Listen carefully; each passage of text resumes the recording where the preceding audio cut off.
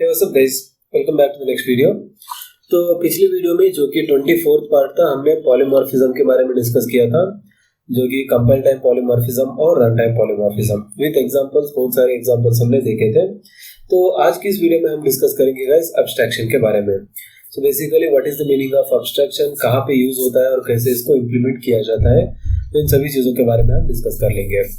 Alright, सो यहाँ पे 25th video guys, अगर कोई ऐसा बंदा है जो कि जिसने पहले वीडियोस नहीं देखे तो प्लीज आप उस प्लेलिस्ट को चेक कीजिए, आपको सब कुछ यहाँ पे मिल जाएगा, जो कि कोर जावा और एडवांस जावा ए से लेकर जेड तक। तो यहाँ पे है पूरी प्लेलिस्ट चल रही है, राइट।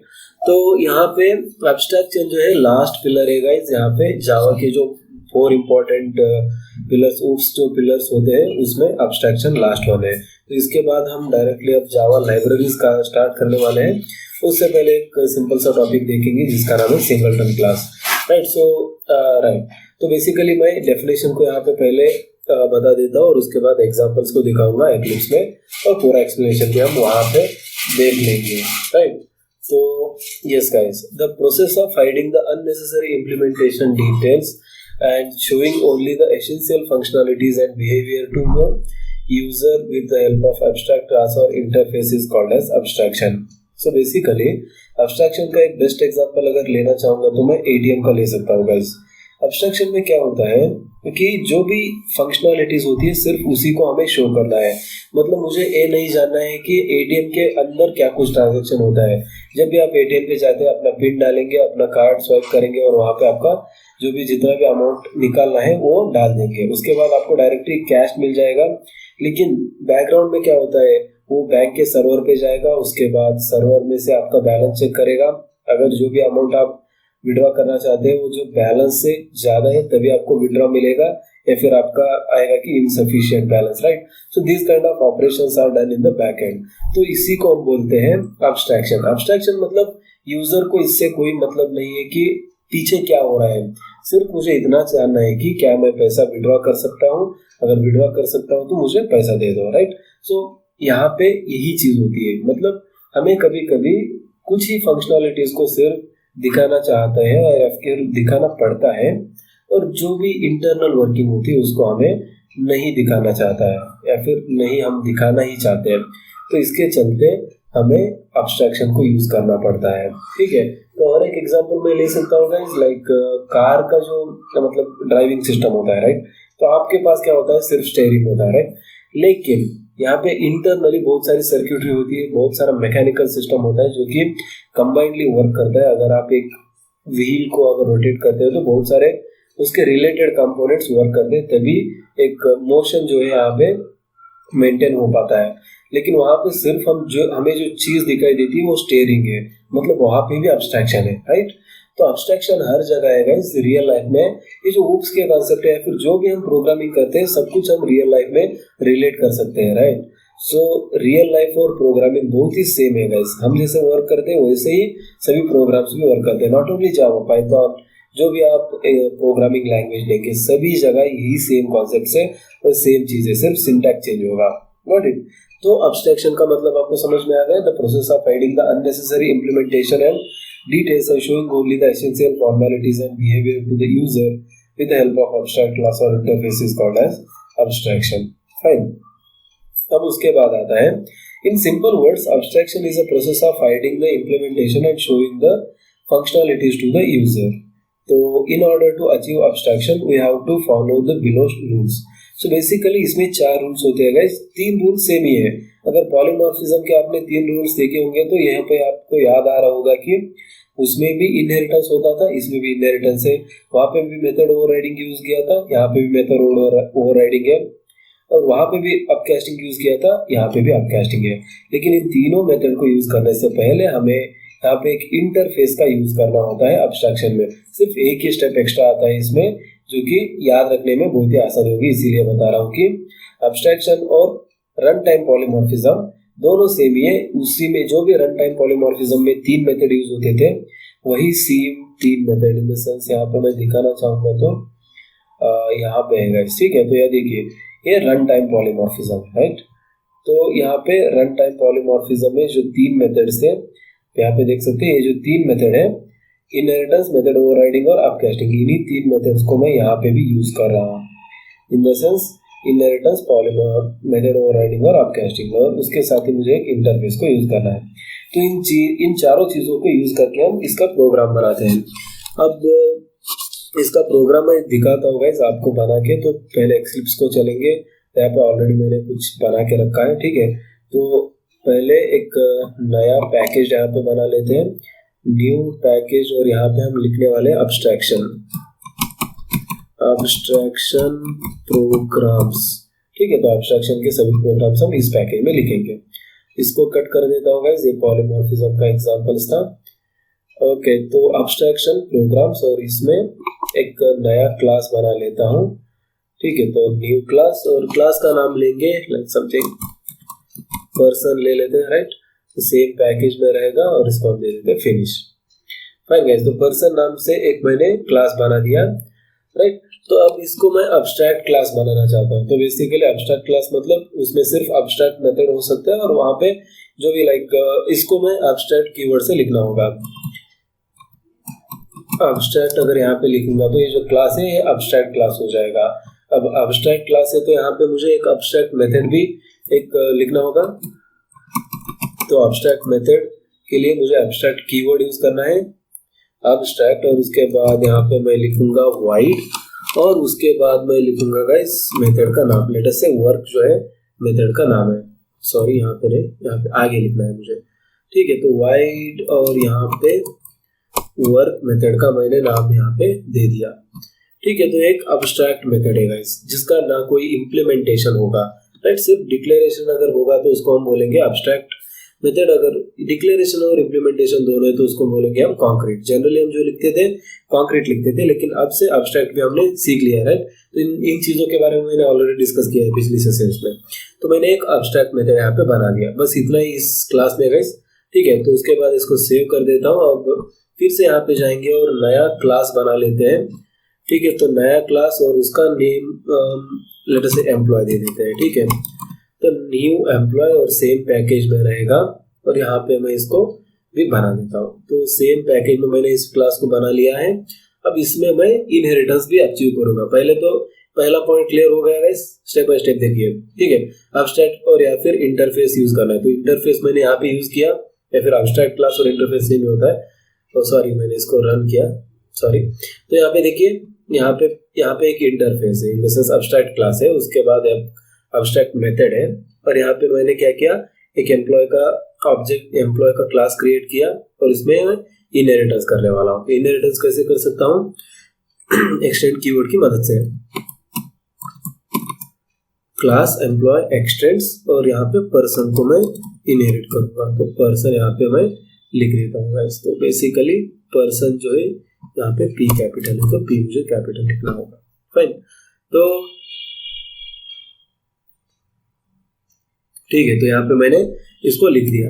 अब जब भी हमें पता है कि जब भी एक एब्स्ट्रैक्ट क्लास को हम इनहेरिट करते हैं, तो या तो हमें क्लास को एब्स्ट्रैक्ट करना होगा, या फिर जो भी एब्स्ट्रैक्ट मेथड होता है उसको ओवरराइड करना होता है। बेसिकली मैं दूसरा ऑप्शन लूंगा, यहाँ पे एब्स्ट्रैक्ट मेथड को ओवरराइड करूंगा। तो कैसे कर सकता हूँ गाइस? कुछ इस तरह से मैं एट ओवरराइड लिखूंगा, और उसके बाद यहाँ पे मैं वाइड वर्क मैंने लिख दिया, इसका इम्प्लीमेंटेशन चेंज करूंगा। तो system dot out dot println, और कुछ भी यहाँ पे लिख सकता हूँ, just working, just simple example, right. तो यहाँ पे मैंने इसको भी बना दिया। अब दूसरा क्लास भी हमारा तैयार है, तो तीसरा क्लास हम बना लेते हैं, जो कि हमारा मेन क्लास होने वाला है गाइस।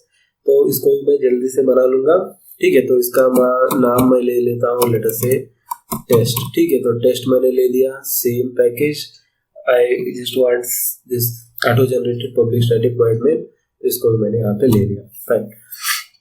ओके गाइस, तो अब इतना होने के बाद यहाँ पे मुझे अब कैस्टिंग करनी होगी, राइट। तो तीसरा रूल क्या कहता है कि यहाँ पे मुझे ठीक है, इनहेरिटेंस तो हो गया, मेथड ओवरराइडिंग भी हो गया, अब कैस्टिंग करनी है। तो लास्ट में मैं अब कैस्टिंग कैसे कर सकता हूँ? पर्सन जो है इसका मैं रेफरेंस दूंगा, लेट अस से पी वेरिएबल को, और उसके बाद इसमें जो है एम्प्लॉय क्लास का ऑब्जेक्ट बनाकर इसको मैं रेफरेंस दे देता हूँ पर्सन का। पर्सन जो है सुपर क्लास की तरह, मतलब सुपर यहाँ पे क्योंकि इसने इनहेरिट किया हुआ है एम्प्लॉय ने, तो it's just like creating the object of sub class and storing the reference of it into a superclass type is called as upcasting, right? So this is upcasting. तो इसको मैंने बोल दिया upcasting. अब यहाँ पे ये जो P है उसके अंदर वर्क मेथड है, तो उसको मैं यहाँ पे P के अंदर P डॉट वर्क अगर कॉल करूंगा, P डॉट वर्क, यहाँ पे देखिए लास्ट में आ रहा है वर्क, अगर मैं कॉल करूंगा तो यहाँ पे ओवर रिडन मेथड को पॉइंट करना चाहिए. तो बेसिकली कैसे चेक करेंगे गाइस, जस्ट ऐसे कि यहाँ पे देखिए इसको मैं सेव करता हूँ. अब यहाँ पे मैं इसको रन कर दूंगा. अब जस्ट वर्किंग यहाँ पे प्रिंट हो रहा है. कीबोर्ड पे आपको क्या करना है, कंट्रोल प्रेस करना है और उसके बाद वर्क मेथड पर यहाँ पे अगर आप क्लिक करेंगे तो यहाँ पे क्या कहाँ आ रहा है गाइस, वाइड वर्क, मतलब इसका कोई इम्प्लीमेंटेशन नहीं है. ठीक है, तो इसको पॉइंट करता है. देखिए ये अच्छे से समझ लीजिए गाइस. एग्जाम्पल यहाँ पे क्या किया था कि मैंने वाइड वर्क इसको ओवरराइड किया और जो भी प्रिंट हो रहा है जस्ट वर्किंग ये वाला प्रिंट होता है. लेकिन जब मैं मेन मेथड में जाऊंगा और कंट्रोल कीबोर्ड पर प्रेस करके वर्क पे अगर क्लिक करूंगा तो मुझे रीडायरेक्ट कहाँ पे करता है, जो सुपर क्लास होता है उसमें जिसका कोई इम्प्लीमेंटेशन नहीं है. इन द सेंस ये जो अंदर के फंक्शनलिटीज है इसको मैं नहीं दिखाऊंगा यूजर को. सिर्फ जो भी अब्स्ट्रैक्ट होता है, मतलब ये जो सिर्फ बाहर का, मतलब यहाँ पे क्या आएगा एब्स्ट्रैक्ट वाइड वर्क, सिर्फ ये पता है कि एक वाइड एक वर्क है, मतलब वर्क एक मेथड है जिसका रिटर्न टाइप वाइड है. यहाँ पे क्या कुछ हो रहा है, कुछ भी दिखाई दे रहा है नहीं है.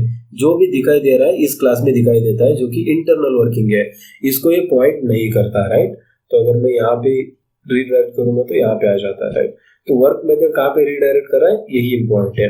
वर्क मेथड रीडायरेक्ट करना चाहिए एब्स्ट्रैक्ट क्लास को जहाँ पे कोई भी इम्प्लीमेंटेशन नहीं दिखेगा आपको, सिर्फ जो भी है इसका नाम दिखेगा.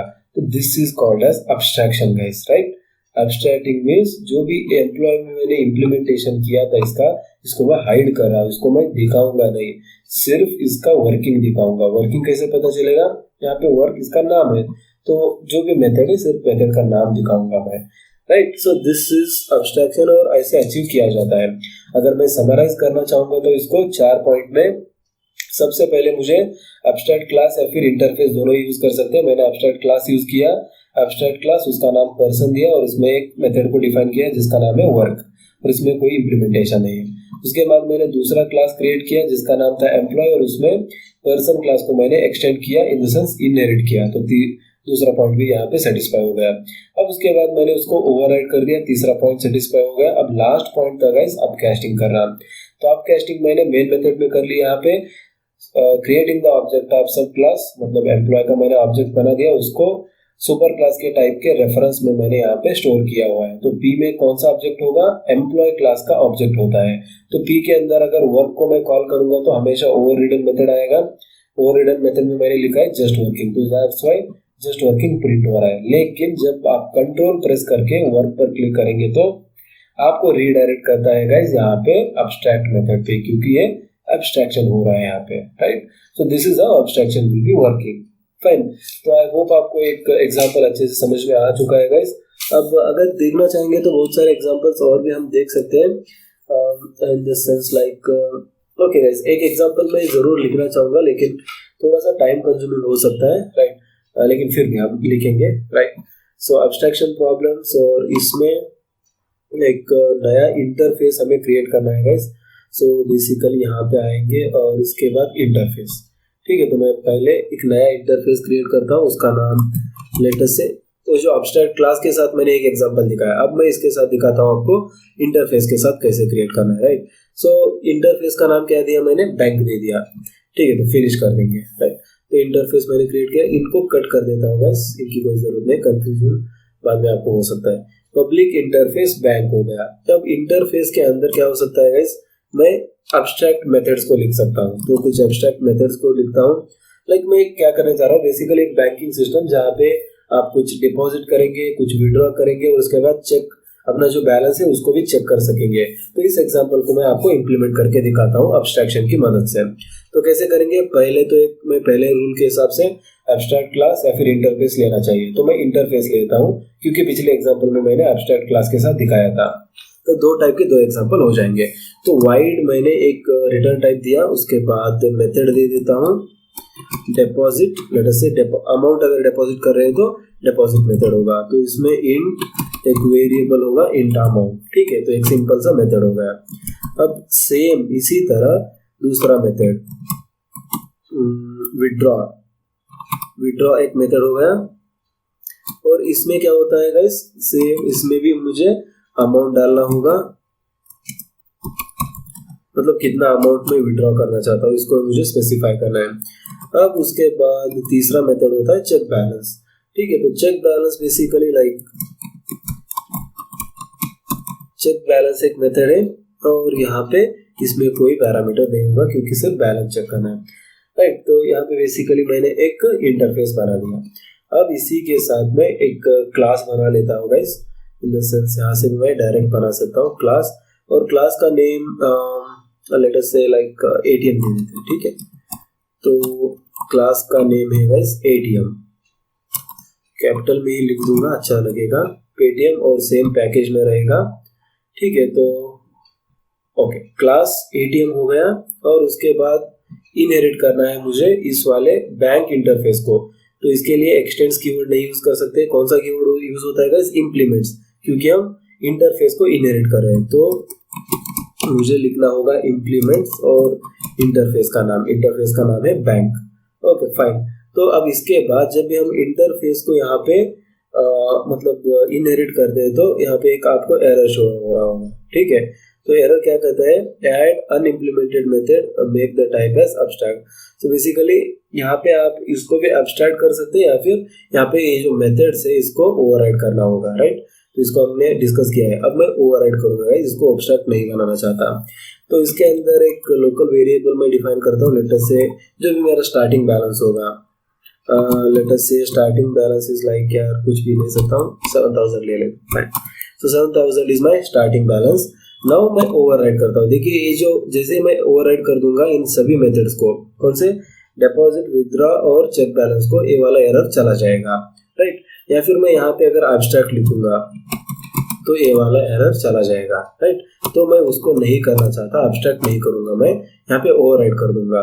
तो ओवरराइड मैंने यहाँ पे लिखा, और उसके बाद यहाँ पे देखिए पहले इसको मैं ओवरराइड करता हूँ। तो वाइड सेम इसका सिग्नेचर रहेगा, और मेथड का नाम क्या था, डिपॉजिट था, ठीक है। तो डिपॉजिट, और इसके अंदर in the sense like int amount, ये जो पैरामीटर है ये पास करना होगा मुझे, राइट।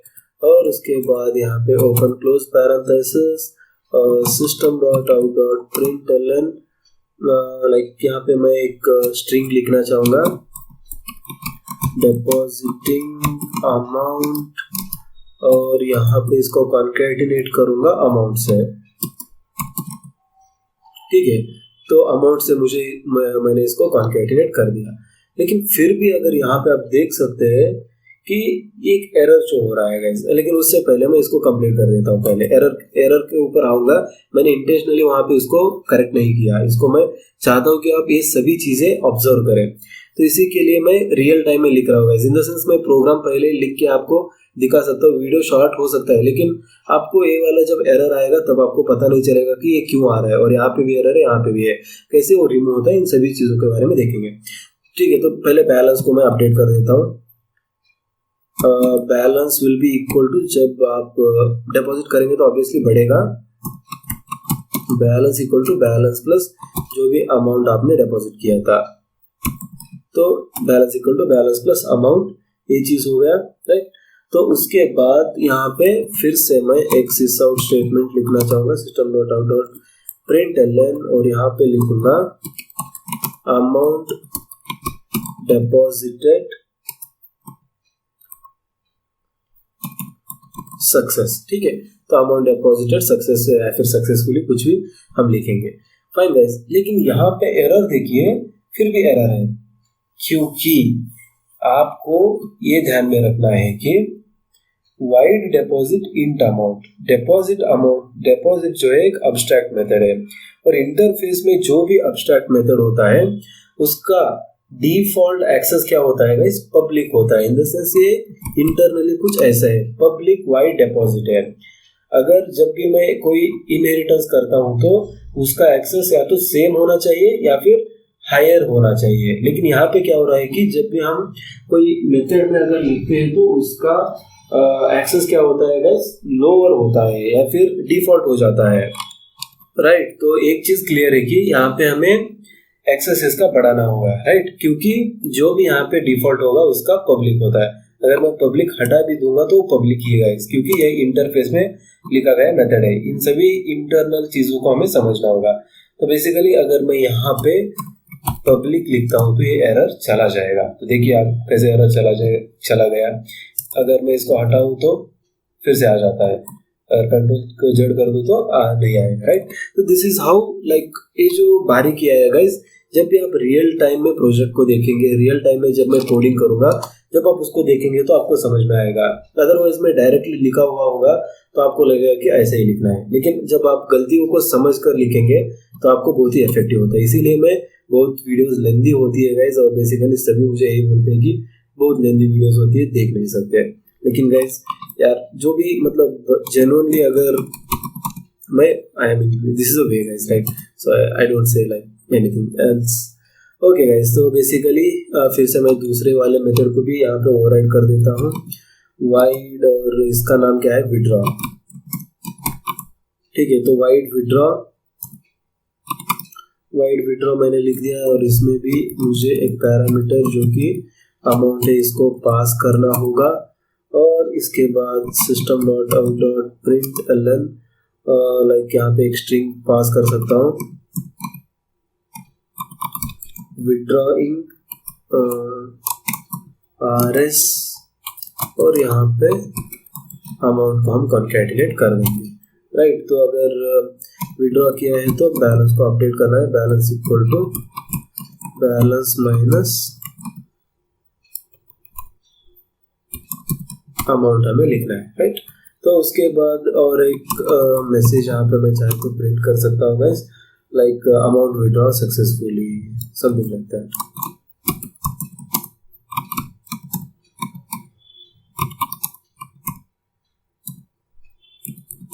अमाउंट विड्रॉ सक्सेस लिख देता हूँ, फाइन। तो इसको भी एरर सेम दिखाई दे रहा है, तो इसको भी मुझे पब्लिक करना होगा, क्योंकि वहां पे डिफॉल्ट ही पब्लिक होगा, राइट। अभी ये एटीएम का एरर नहीं गया है, क्योंकि और एक मेथड बचा है यहाँ पे हमारा, राइट।